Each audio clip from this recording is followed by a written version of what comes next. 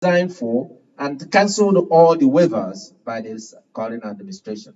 So I tell them, no, we are safe because God has made us safe. And I'm not saying that to add my own in there. It is a testimony that only God can do, because we didn't go out looking for who. Those that come walking, join. Didn't ask you where you come from. That's not what we do. That's hospitals don't operate that way. Everybody's welcome. But what is the testimony there? It happened that every patient that we have are descendant of the slaves or Caucasians and white folks. Period. So I say we are safe. We are not affected. God always make a way. That's what I want you to take from there. Not just that God punishes the wicked and evil also, but even in the punishment of the wicked and evil, he makes a way for his own. The question you will ask, are you one of his? Here, you see. Then the two men said to Lot, whom else have we here? No further. For he went out to speak, and they spoke to his sons-in-law, who were to marry his daughters, and said, oh, there were already sons-in-law that were to marry his daughter. So rather than now giving the daughters to the sons-in-law who were already there in town, he was willing to give them up. Up, get out of this place, for the Lord will destroy the city. But he appeared to his sons-in-law to be jesting. They thought he was joking. When morning dawned, the angels urged Lot, saying, up, take your wife and your two daughters who are here, or you will be swept away in the punishment of the city.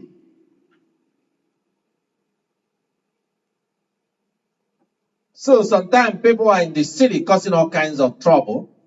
And I've had people say, oh, Trump did this, do this. And I say, well, Trump, come to Baltimore City. Go to all these cities. Clean it up. Let's have some peace. There is always a punishment for wickedness and evil. So don't say that because, oh, you don't talk like a Christian, you are not a Christian. We should forgive. Yes, we should forgive. But remember, here, when they came, they aroused wickedness against, because they always want to show their power and their might, that they want evil and wickedness to continue, like you see in all these countries around the world. Nigeria is one of them. Find a way to make wickedness and evil thrive so that they can continue to exploit their own. And they rejoice and merry in iniquity. Like we had seen here, even in America. And force it upon the people of the world. Destroy every culture, the uniqueness of the people, destroy them. Americans will no longer be like Americans. British people or United Kingdom will no longer be Brits.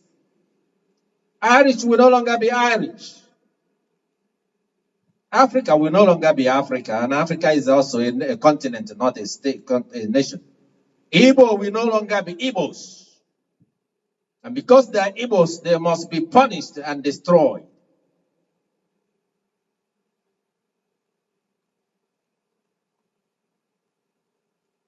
Yorubas will no longer be Yorubas.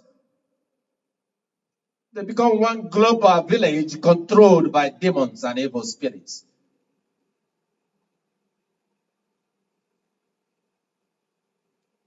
Nations established by God will no longer be a nation. Let's bring them together to be at war.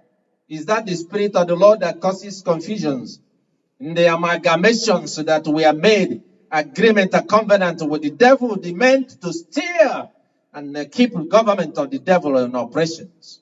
So that those that they think, and they call it wealth creation, so that they can continue to reap and sit and marry and rejoice and plunder. They call it godly living. These are laid and cancelled and advised by the supposedly men of God, whether they are Islam or Jews or Christians. Is that a semblance of the God that we are describing in the holy books? Does that show any reverence and fear of God like these guys in Sodom? Where is that voice that rose up to say we cannot have those two men? Bring him to do worse to him. The rage and the anger we saw in this land and around the world against people of faith, Christians. Then you wonder whether God is alive. If God is God and God is just and fair, will he still be so if he let you win and succeed in what the oppressions you have against the innocents? To the point you didn't spare your own children. They call themselves father. And they call themselves human. Where is the humanity?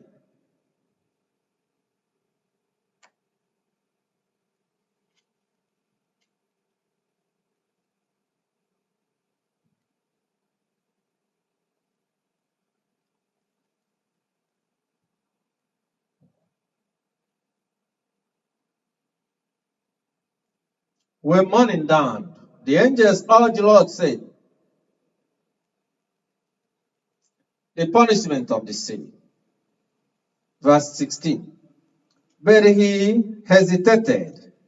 So the man seized his hand and the hand of his wife and the hands of his two daughters, for the compassion of the Lord was upon him.